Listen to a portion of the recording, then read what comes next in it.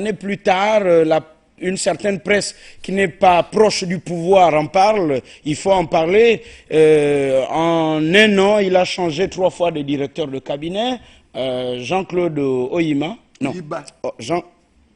Jean-Claude. Jean-Pierre Oyiba. Jean-Pierre, pardon. Je confonds souvent Oyiba et Oyima. C'est vrai, l'autre c'est le conteneur, l'autre c'est le pognon. L'autre c'est Henri-Claude, l'autre c'est Jean-Pierre. Bon, Jean-Pierre. Oyiba et Oyima. Oui, les conteneurs et le pognon. Ce sont les conteneurs qui font rentrer l'argent à la banque. Monsieur, toutes mes excuses. Donc, Jean-Pierre Oyima. Oyiba. Sortez de ce conteneur, enfin. Mais peut-être qu'ils ont un parti ensemble, je ne sais pas. Donc, Jean-Pierre Oyiba. Et après Jean-Pierre Oyiba, qui démissionna suite à ce fameux scandale, il eut Patrice Ota. Après, et là, le très célèbre et très célébrissime Oni ou banni ou critiqué ou adulé, mais en tout cas très critiqué et fait couler beaucoup d'encre et de salive dans cette presse pas très proche du pouvoir, et dire aussi qu'il nourrit les conversations dans les milieux administratifs, M. Mexan Akrombesi, dont certains accusent la nationalité, disent de ceci et de cela. Faux débat. Toujours est-il que nombreux ont pensé que le président serait mal entouré, entre autres, et qu'il serait sous l'influence de certains réseaux, de certains amis, etc. etc. C'est un homme public et on a le droit de formuler ses critiques. Alors, au mois d'août 2009, pendant la campagne présidentielle, nous avons posé la question, alors qu'il était candidat, pas encore président de la République, à son domicile, à la Sablière. Et donc, il nous reçoit. Et de façon naturelle, il est très ouvert, il faut le dire. Il y a souvent des a priori sur la personne. Et lorsque vous approchez le président de la République, la première chose, ce sont les blagues. Et vous avez l'impression qu'il vous connaît depuis belle lurette. Et parce qu'il est aussi téléspectateur de cette émission, qu'il nous recevra chez lui. Et voici donc un extrait de cet entretien. Et parmi les questions posées, Monsieur le Président de la République, êtes-vous marabouté? Parce qu'on dit vous êtes musulman, vous êtes proche d'un certain cercle musulman. Est-ce que vous êtes sous l'emprise d'un marabout? Question et réponse du président Ali Bongo Ondimba.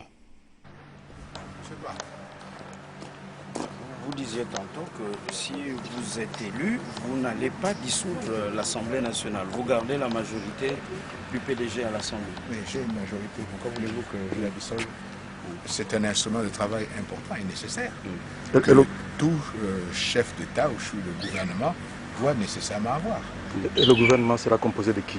De l'actuelle équipe gouvernementale ou d'une équipe assez rajeunie? Parce que le peuple vous attend là. Il y a trop de ministres, 40 ministres, en est trop. Vous proposez combien? Et allez-vous associer les perdants aussi? J'ai indiqué lors de mon discours d'investiture que je tendais la main. Je tends la main à tous les compatriotes qui voulaient bien travailler avec moi.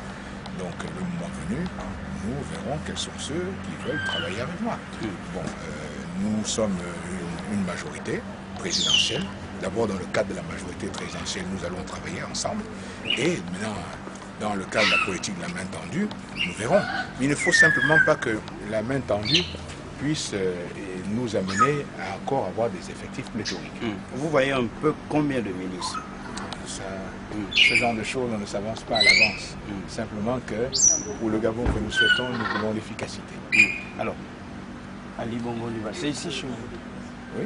Assez simple, on s'attendait à voir quand même des bunker, voilà, des triangles à l'entrée, une maison à 2 ou 3 niveaux. Vous vivez modestement.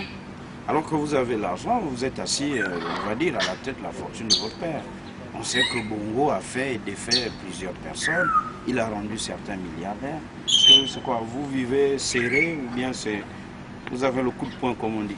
Non, vous dépensez peu? Non, pas du tout. Je pense simplement que la manière dont je suis à l'heure actuelle convenait à mes fonctions jusqu'à aujourd'hui. Peut-être que demain, effectivement, ça pourrait me poser quelques petits problèmes. Bon, n'oubliez pas que, en fait, je vais vous dire, lorsqu'on grandit dans les palais, on a souvent envie de se retrouver dans un cadre qui soit beaucoup plus intimiste et beaucoup plus petit. Le cadre de palais, généralement, sont des très grandes pièces, très hautes de plafond. Donc, généralement, quand vous sortez de là, vous vous retrouvez souvent dans l'inverse. Donc vous voulez changer de corps. Mais certains se disent, mais pourquoi il est l'enfant du président, il a l'argent, il a tout ce qu'il veut, pourquoi vouloir être président? Vous êtes à l'abri du besoin. Je suis à l'abri du besoin, certes. Pourquoi vous voulez être président? Qu'est-ce qui vous a motivé? Mais parce que je souhaite quelque chose pour mon pays, quelque chose aujourd'hui de différent. Je souhaite que mon pays puisse connaître aussi un développement comme d'autres pays et je souhaite voir mon pays au sein donc des pays émergents et qui puisse réellement apporter tout le développement économique et social à son peuple. Donc moi je m'inscris dans ce registre-là. J'ai eu la chance de bénéficier de beaucoup de choses. De bien-être. Bien-être, principalement pourquoi? Parce que les Gabonais ont fait confiance à mon père. Et grâce à cela, j'ai eu une enfance et une vie privilégiée. Je pense qu'en retour, il est bon que je me dévoue et que je rende vis-à-vis du peuple gabonais ce qu'il m'a permis d'avoir. Vous pensez que votre père aurait accepté que vous soyez président, que vous vous présentiez, si jamais il était vivant? Pourquoi pas? Parce que vos adversaires parlent d'une monarchie. Ouais. Le père étant décédé, le fils succède. Dans une monarchie, il n'y a pas d'élection. Élection veut dire que c'est le peuple qui décide, et le peuple est souverain. Alors que l'on cesse de prendre les Gabonais, pour ceux qui ne le sont pas, ils sont suffisamment grands et matures pour ce qu'ils ont à faire. Alors, vous est-il arrivé une seule fois de vous dire, ouais, bon, papa a travaillé suffisamment, il y a eu sûrement des manquements, moi je vais les corriger. C'est ce que vous allez faire? Vous allez mettre les gens en prison, ceux qui ont détourné? Pour vous dire vrai, il me disait, si un jour tu as l'ambition de veille à ce que telle et telle chose puisse être faite différemment. Comme quoi par exemple?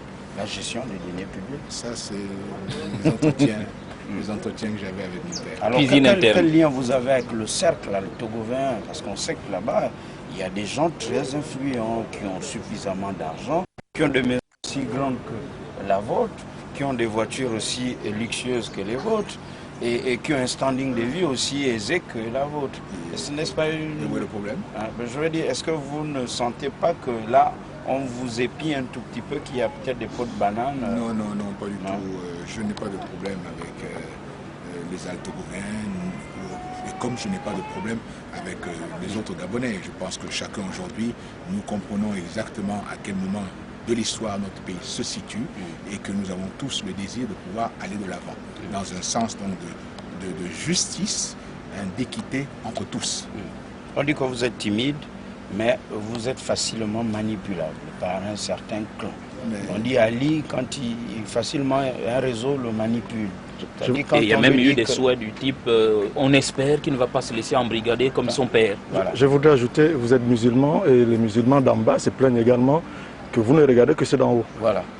Ça fait beaucoup de questions. Est-ce qu'on vous aurait marabouté? Ça fait beaucoup de questions. Bon, on va prendre la première. Beaucoup de questions à la fois. Je vais simplement Est-ce qu'on vous aurait un peu marabouté? Je ne suis l'otage de personne. Ceci doit être simple. Je ne suis l'otage de personne. Que ce soit clan, tribu ou autre. Mais pas du tout. Je suis libre. Comme tout Gabonais et toute Gabonaise. Je suis quelqu'un de libre. Maintenant, j'ai des amis, j'ai des partenaires, j'ai des gens que j'aime, et ainsi de suite, comme vous. Est-ce qu'ils ne viennent pas vous dire, Kumba a dit ceci, non, mais là, il faut l'emprisonner, et puis vous dites, bah oui, c'est vrai, il faut l'emprisonner. Nous vivons au Gabon, nous savons comment ça se passe. Nous connaissons ces choses-là. Donc, en ce qui me concerne, rien n'est différent que des autres. D'accord. Monsieur le Président, ils sont nombreux les jeunes qui, au quartier, se disent, mais diantre, où était-il du vivant de son père? Pourquoi il ne descendait pas dans les bas-fonds à Québec? Et c'est seulement maintenant qu'il le fait. Est-ce que papa vous faisait de l'ombre ou bien vous ne vouliez pas vous prononcer pendant qu'il était? C'est pas qu'il me faisait de l'ombre, c'est simplement que c'était lui le président, pas moi. Chacun son rôle. Et donc, à partir du moment, dans notre culture, lorsque le chef est devant, le père est devant, ce n'est pas à l'enfant de se mettre. Vos actions pouvaient agrandir le rayonnement de l'action de papa aussi. Ça n'était pas mon rôle. Chacun son rôle. Ça n'était pas le mien. Donc, je restais à ma place. Tout à fait. On va en voiture? Oui. Alors là, on vous suit au bureau. Oui. Qu'est-ce que vous allez faire concrètement au bureau en ce moment? Je vais voir un certain nombre de choses. Alors, Ali Bongo Ndimba,